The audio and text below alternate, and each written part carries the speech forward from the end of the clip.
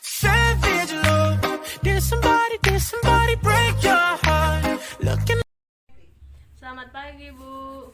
Selamat pagi, silakan masuk. Terima kasih, Bu. Silakan duduk, Nak. Baik, Bu. Terima kasih. Bagaimana keadaanmu pagi ini? Baik, Bu. Baguslah kalau begitu. Kalau boleh tahu siapa namamu, Nak? Nama saya Nopia Melisa, Bu. Panggil saja Nopia, Bu. Jadi nama kamu Pia. Di mana alamat rumahnya? Di Bayung Lincir, Bu. Oh, Bayung ya. Ya, Ibu tahu itu. Oh, iya, Bu. Ya, Ibu tahu Pia. Baiklah Pia, kedatangan Pia ke sini tentu ada tujuan yang penting untuk Pia bicarakan kepada Ibu. Bisakah Pia menceritakan tujuan Pia tersebut kepada Ibu? Iya, Bu. Tentu saja. Saya datang kemari ingin meminta alternatif pemecahan masalah yang sedang saya alami, Bu. Oh iya, dengan senang hati Ibu akan membantumu. Kalau boleh tahu, masalah apa yang Pia alami saat ini? Saya mengalami trauma, Bu. Jadi Pia mengalami trauma. Trauma apa yang Pia rasakan saat ini dapat mengganggu kehidupan Pia saat ini? Saya trauma mengendarai motor, Bu. Jadi Pia trauma mengendarai motor.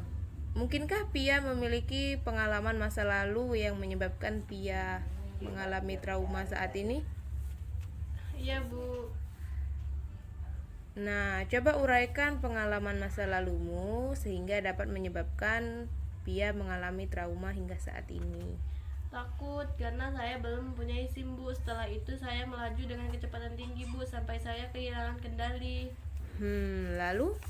Saya belok ke haluan, tapi saya tidak memasang ranting terlebih dahulu sehingga saya ditabrak oleh mobil yang di belakang saya dan saya jatuh terpental dari motor dan berguling-guling di motor. Setelah itu saya merasakan takut dan merasa cemas untuk naik sepeda motor lagi. Jadi, apakah gara-gara kamu mengalami kejadian seperti itu sehingga kamu mengalami trauma sampai hari ini? Baik.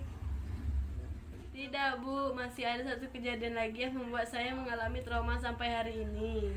Baik, coba kamu ceritakan pengalaman apa lagi yang kamu rasakan. Setelah saya mengalami kecelakaan itu, saya merasa takut untuk mengendarai sepeda motor lagi. Sehingga suatu saat saya ada pelajaran olahraga di sekolah. Pada jam 5.30 pada saat itu saya diantar oleh kakak perempuan saya di jalan.